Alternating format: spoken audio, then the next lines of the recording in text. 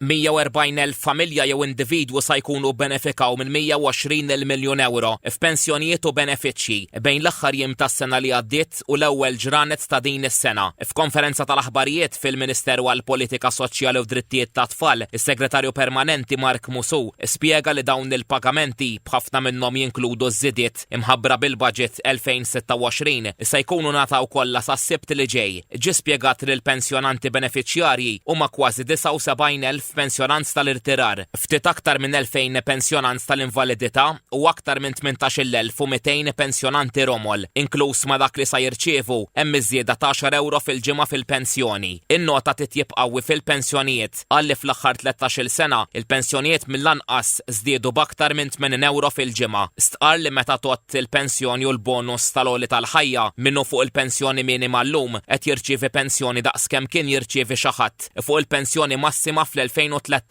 Intqal li b'dawn il-miżuri wkoll iż-żidiet fil-ġimgħa li ħadu ħafna pensjonanti ivarjaw sa 112 euro fil-ġimgħa u li min kien iħallas it-taxxa u issa m'għadux żdied iżjed. Tħabbar ukoll li l-aġġustamenti addizzjonali tas-ceiling tal-pensjoni għal min twieled qabel l-1962 bdew jinħadmu u żidiet addizzjonali issa jkunu tħallsu kollha sal-aħħar ta' Mejju. Il-benefiċjarji l-oħra huma kważi 25,000 familja li qed jirċievu 4 miljun euro fin-work benefit. Għall-aħħar 3 xhur tal-2025, kważi 16,000 persuna li qed jirċievu 9.7 miljun euro f'benefiċċji oħra għall-ewwel 4 ġimgħat tas-sena, 550 ġenitur li qed jirċievu l-Carers Grant għall-aħħar 3 xhur tal-2025 u tħallsu wkoll 1.4 miljun euro f'assistenza medika lill-aktar minn 9,000 benefiċjarju li huma diġà jew pensjonanti kontributorji inkella benefiċjarji non kontributorji. Min-naħa tiegħu il-Ministru għall-Politika Soċjali u Drittijiet tat-Tfal Michael Falzon irrimarka li aktar minn kwart tan-nefqa ta' pajjiżna qed tmur fil-qasam soċjali. Qal li fl-aħħar 12-il sena il-Gvern mhux biss refa' lil min l-aktar li kellu bżonn imma wkoll is-soċjetà kollha kemm hi.